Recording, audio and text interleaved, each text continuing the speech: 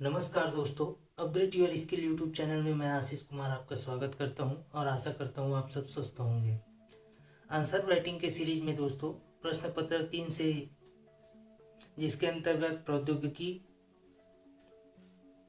आर्थिक विकास, जैव विकास, पर्यावरण, सुरक्षा एवं आपदा प्रबंधन आदि सब्जेक्ट आता है, जिसके अंतर्गत हम आज पढ़ेंगे आर्थिक विकास।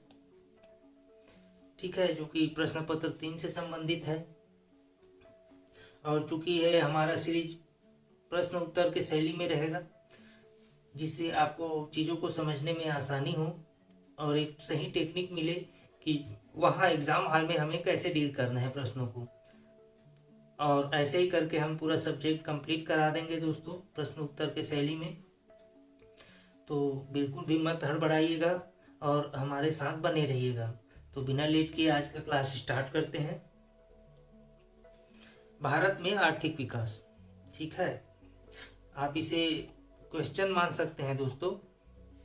नीति आयोग द्वारा तैयार की गई राष्ट्रीय ऊर्जा नीति के परिप्रेक्ष्य में नवीकरणीय ऊर्जा स्रोतों द्वारा ऊर्जा उत्पादन के लक्ष्यों का वर्णन कीजिए। ठीक है, नीति आयोग द्वारा तैयार की गई राष्ट्रीय ऊर्जा नीति के परिप्रेक्ष्य में नवीकरणीय ऊर्जा स्रोतों द्वारा ऊर्जा उत्पादन के लक्ष्यों का वर्णन कीजिए। अब इसे इस टाइप के प्रश्न आते हैं दोस्तों, और जहाँ से 200 से 150 शब्दों के बीच हमें ये लिखना रहता है। तो कैसे लिखेंगे, तो यही सीखना है और इसका आंसर भी तैयार मिल जाएगा हमें कि नीति आयोग ने क्या क्या किया है राष्ट्रीय ऊर्जा नीति के परिप्रेक्ष्य में नवीकरण ऊर्जा स्रोतों को। तो आगे बढ़ते हैं, उत्तर शैली में लिखेंगे। सर्वप्रथम तो उत्तर लिखेंगे ही। ठीक है, स्वच्छ ऊर्जा की परिकल्पना को साकार करने हेतु नवीन व नवीकरणीय ऊर्जा मंत्रालय ने कई ठोस कदम उठाए हैं। ठीक है, इसके तहत नीति आयोग द्वारा राष्ट्रीय ऊर्जा नीति 2017 के मसौदे को प्रस्तुत किया गया। इसमें प्रमुख रूप से स्पष्ट किया गया है कि 2017 से 2040 के मध्य अक्षय ऊर्जा के संबंध में वृद्धि की संभावनाएं हैं। निश्चित तौर पर इसमें भविष्य में जीवाश्म ईंधन ऊर्जा की तीव्रता में भारी कमी आएगी। जब अक्षय ऊर्जा का उपयोग करेंगे तो जीवाश्म ऊर्जा है, इनमें कमी तो आएगी ही। ठीक है, जिससे अब अधिकतर हम जीवाश्म ऊर्जा का निर्यात करते हैं, आयात करते हैं, माफ कीजिए, जीवाश्म ऊर्जा का आयात करते हैं, जिससे हमारे राजस्व की भी हानि होती है। अब वो हम कम कर देंगे तो हमारे राजस्व में भी वृद्धि होगी और हमारा वातावरण भी स्वच्छ होगा। ठीक है, तो अपने टॉपिक में आते हैं। राष्ट्रीय ऊर्जा नीति 2017 में नवीकरणीय ऊर्जा द्वारा ऊर्जा के उत्पादन के लक्ष्यों को भी स्पष्ट किया गया है। ठीक है, राष्ट्रीय ऊर्जा नीति 2017 में नवीकरणीय ऊर्जा द्वारा ऊर्जा उत्पादन के लक्ष्यों को भी स्पष्ट किया गया है। याद रखेंगे, 14 दिसंबर को राष्ट्रीय ऊर्जा संरक्षण दिवस मनाया जाता है। 14 दिसंबर को राष्ट्रीय ऊर्जा संरक्षण दिवस मनाया जाता है। आगे बढ़ते हैं। सरकार द्वारा 2022 तक 175 गीगावाट के नवीकरणीय ऊर्जा का लक्ष्य रखा गया है।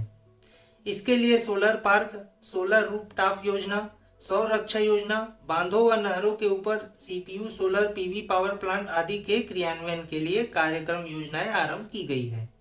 ठीक है, ऐसा लिखेंगे दोस्तों। आगे बढ़ते हैं। सरकार ने 2022 तक नवीकरणीय ऊर्जा स्थापित क्षमता 1175 गीगावाट, माफ कीजिए, सरकार ने 2022 तक नवीकरणीय ऊर्जा संस्थापित क्षमता 175 गीगावाट का लक्ष्य रखा है 2022 तक।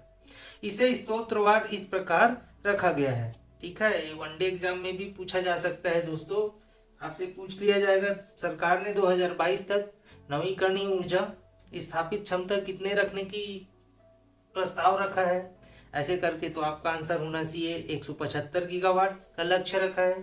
ठीक है, अब स्रोत भी पूछा जा सकता है, कौन से स्रोत में कितना गीगावाट का उत्पादन किया जाएगा 2022 तक, ऐसे करके तो आपका आंसर होना चाहिए सौर ऊर्जा में 100 गीगावाट। ठीक है, पवन ऊर्जा में 60 गीगावाट, बायोमास ऊर्जा में 10 गीगावाट और लघुपन बिजली में 5 गीगावाट। ये लक्ष्य रखा गया है 2022 तक अक्षय ऊर्जा के अंतर्गत। आगे बढ़ते हैं। 20 अगस्त, तो 20 अगस्त को दोस्तों अक्षय ऊर्जा दिवस मनाया जाता है। याद रखेंगे 20 अगस्त को अक्षय ऊर्जा दिवस मनाया जाता है। आगे बढ़ते हैं। इसके अतिरिक्त वर्ष 2017-18 के लिए 4000 मेगावाट पवन ऊर्जा, 10,000 मेगावाट सौर ऊर्जा, लघु पन बिजली ऊर्जा 200 मेगावाट, जैव ऊर्जा 340 मेगावाट एवं अपशिष्ट ऊर्जा 10 मेगावाट का लक्ष्य निर्धारित किया गया है। इन लक्ष्यों को प्राप्त करने के उद्देश्य से सरकार द्वारा कई पहल किया गया है। ठीक है, आगे बढ़ते हैं। सोलर पार्कों व अल्ट्रा मेगा और ऊर्जा परियोजनाओं के विकास से जुड़ी योजनाओं के अंतर्गत 21 राज्यों में कुल 20,514 मेगावाट क्षमता के 35 सोलर पार्कों को मंजूरी प्रदान की गई है।